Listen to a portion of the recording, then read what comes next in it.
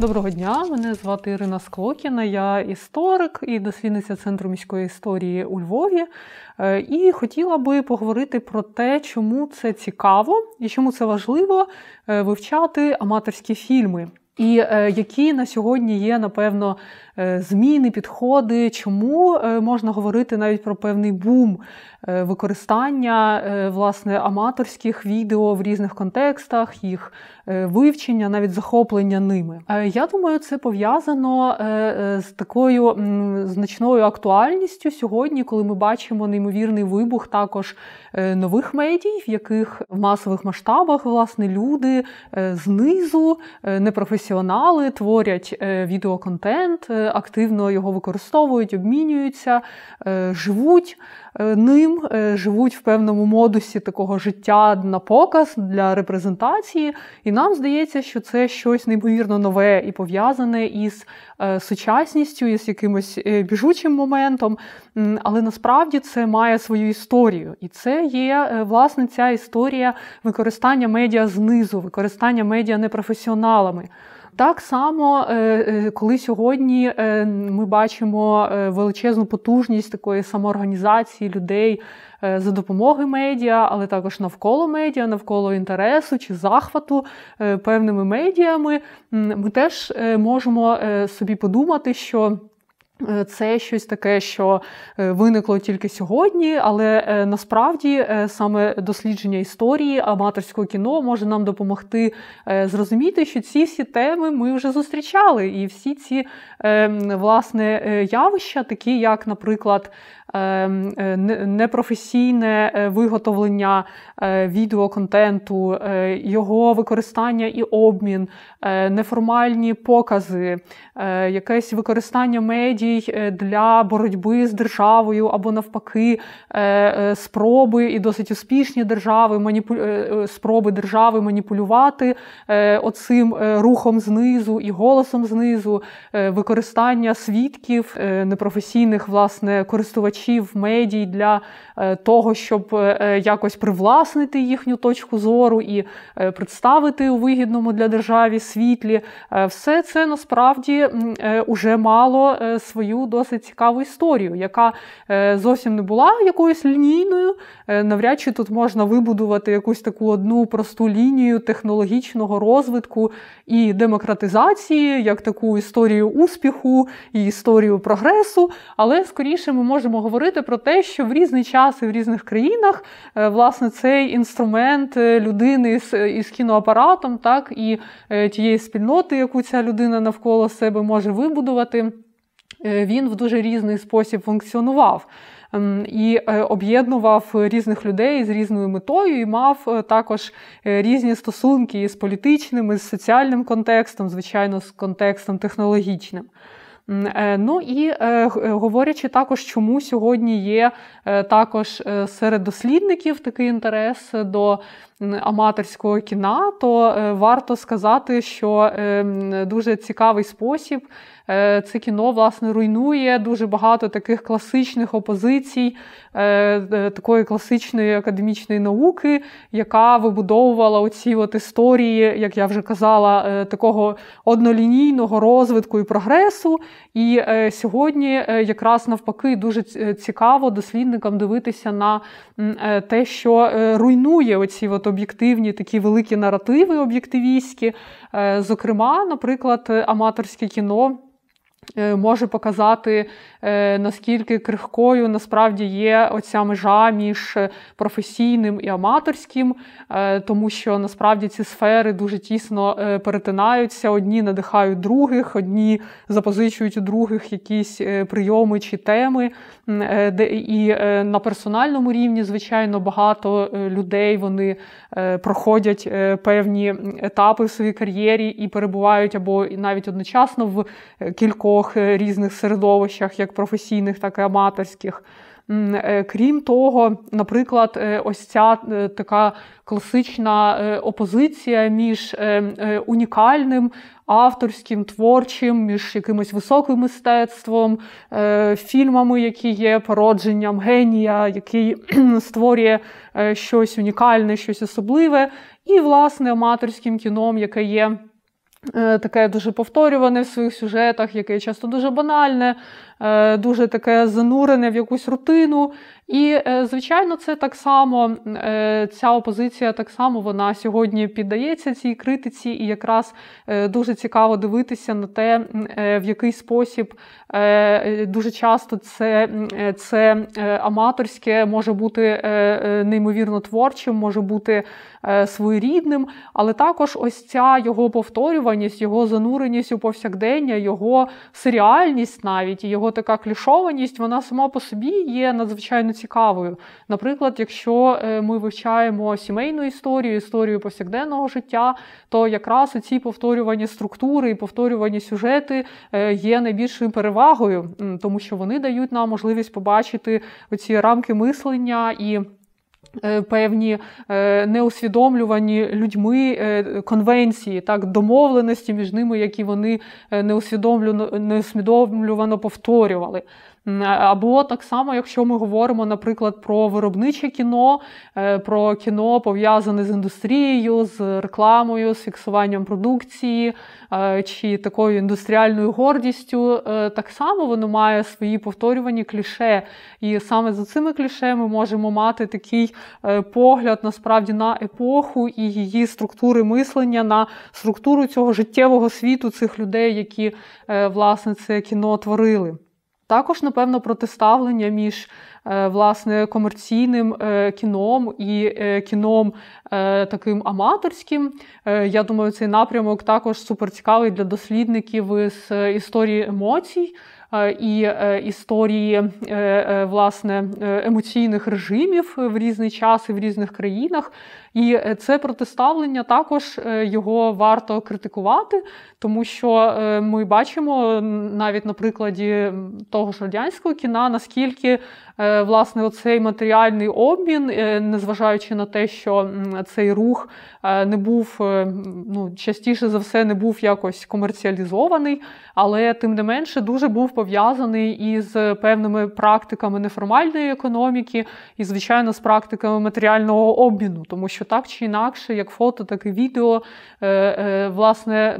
будується навколо певної матеріальної дуже продукції, яка вимагає ресурсів, матеріалів, також знання, часу, не тільки оцього ентузіазму і натхнення, і захоплення, яке можуть вивчати історики емоцій, але, безумовно, також грошей. І звідси це може бути також шлях до вивчення, власне, оцих неформальних економік або практик обміну і також таких матеріальних потоків, також обміну і запозичення технологіями, також це історія мобільності, історія того, яким чином поширювались ті чи інші зразки і моди, і яким чином люди, власне, співпрацювали, дивились на один одного з різних точок на географічній якійсь площині. Також, власне, говорячи ще про ці протиставлення між кіном професійним, яке є більш масовим, показується в рамках таких офіційних структур, і аматорським кіном, яке є більш локальне, більш різноманітне, нерегульоване, то це теж дуже цікаво розглядати, власне, це протиставлення і дивитися, наприклад, на ті практики переглядів, які виникали, в якій мірі ці практики вони наслідували існуючі якісь інституції. Ну і так само, яким чином в рамках, власне, інституцій, тих самих кіноклубів, аматорських клубів, наприклад, при підприємствах, яким чином творилися, власне, оці різні практики, як створення, знімання, так і перегляду фільмів. Ну і, власне, говорячи от про таку дуже важливу ще теж опозицію між державою і її поглядом згори і аматорським, яке ніби є таке дуже людське, дуже неформальне і протиставляється державі, тут якраз дуже цікаво дивитися не тільки на аналіз самого змісту І це ще один, напевно, такий поворот у дослідженнях аматорського кіно на практиці його функціонування у суспільстві. Хоча, безумовно, аналіз самого змісту, самого продукту аматорського кіна теж є надзвичайно цікавий. Наприклад, у нашому архіві, міському медіаархіві Центру міської історії, можна ознайомитися із прекрасним фільмом із Маріуполя, аматорським кіно під назвою «Вася Рігель проти ЦРУ». Сюжетне кіно, зігране працівниками одного дослідницького інституту, власне, інженерами у свій вільний час, де дуже очевидно можна побачити вплив, власне, цієї поп-культури того часу, 70-х, 80-х років, і, безумовно, циркулювання певних поп-зразків, і їхнє розсіювання на повсякдення людей, і їхнє запозичення оцієї високої чи то поп-культури. І також, безумовно, вплив холодної війни і певних жанрів, пов'язаних із шпигунами, страхами, але також іронією, тому що цей фільм дуже іронічний і дуже жартівливо, безумовно, підходить до дуже серйозної теми, власне, шпигунів, змагання між двома блоками, капіталістичним і соціалістичним, і, власне, до боротьби оцих от наддержав. Але, тим не менше, можна побачити у цьому фільмі не тільки сам власне, його зміст і ось цей продукт, який ці люди створили, але набагато цікавіше подивитися, яким чином він був включений у творення їхньої спільноти. У те, яким чином, власне, під оком цієї кінокамери люди перетворювались, власне, на ось цей колектив, так, який спільно щось робить разом, який, власне, єднається через сам оцей акт, через цей акт фільмування. І тут, власне, оця цікаві теж і неоднозначні стосунки, власне, із державою. Так? З одного боку, якесь запозичення цих панівних дискурсів, з іншого боку, якась їхня інверсія, гра, якась іронія із ними. І тут я би також хотіла навести інший цікавий приклад із нашого медіаархіву. Це, власне, є аматорські записи із Костянтинівки, в яких їхній автор, творець, власне, який працював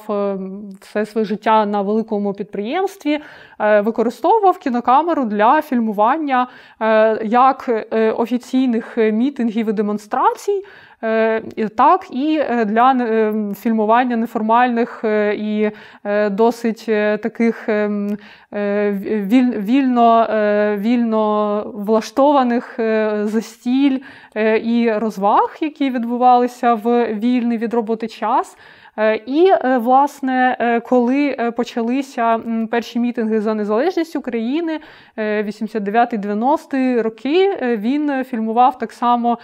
ці мітинги. І тут ми бачимо, яким чином, власне, той інструмент, який міг використовуватись для цілком такого підтримування, власне, існуючого ладу і ствердження теж гармонії в цьому колективі, такого цементування оцих дружніх зв'язків на роботі і такого позитивного середовища, той самий інструмент може також використовуватися з критичною метою і навіть бути таким небезпечним. І дуже цікаво, яким чином також міняються практики перегляду і практики сприйняття оцих записів пізніше. Наприклад, в випадку із цими записами з Костянтинівки, якщо оці записи мітингів, які виступали за незалежність, сьогодні вони знаходяться в музеї, вони, власне, визнані, вважаються такими дуже важливими, звичайно, і представлені публічно, то, власне, оці записи з офіціозних мітингів доби застою, вони абсолютно не мали такої долі, але, будучи оцифрованими вже сьогодні, вони починають переглядатися абсолютно в іншому сприйнятті. Сьогодні вже автор, наприклад, коментує про те, яким чином він абсолютно свідомо у ці записи включив сцену, коли після закінчення мітингу люди дуже грубо кидають прапори у кузов автівки, фактично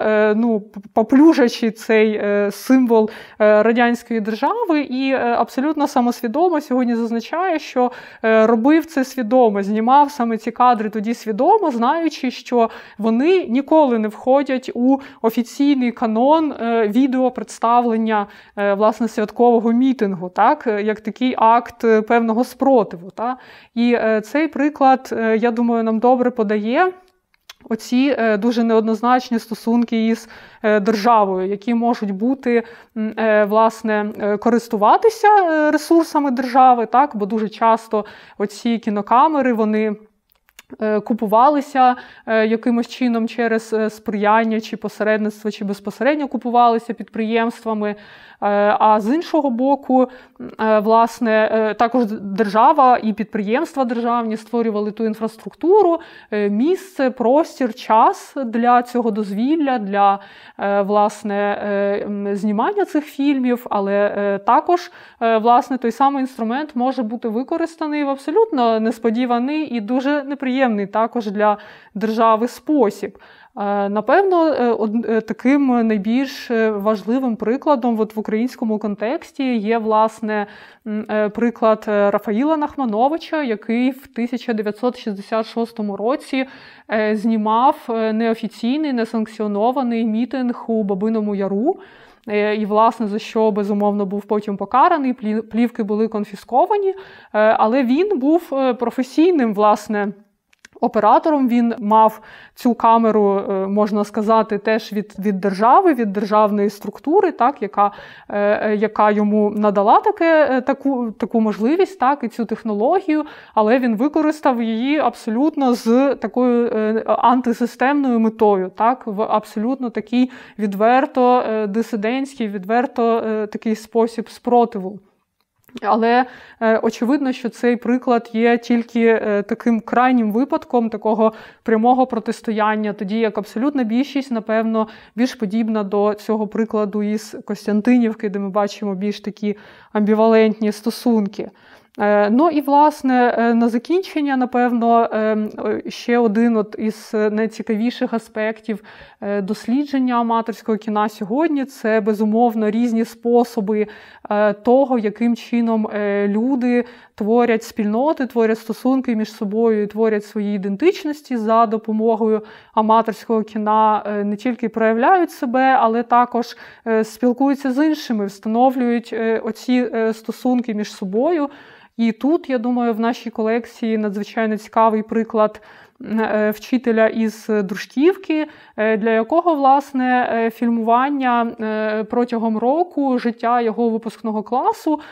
і те, яким чином сьогодні ці відео переглядаються, з одного боку, він переглядає їх як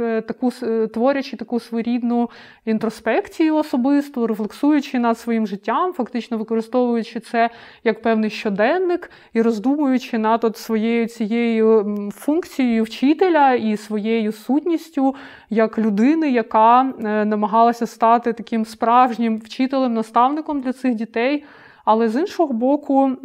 також, коли ці відео переглядаються в ширшому колі, наскільки це є таким соціальним клеєм, таким скріплюючим інструментом, який вибудовує стосунки цих людей навіть і до сьогодні. Тому можу хіба що закликати дивитися аматорське кіно, дивлячись не тільки на сам його продукт, але спробувати шукати також людей, які стоять за творенням, використанням і життям цих фільмів.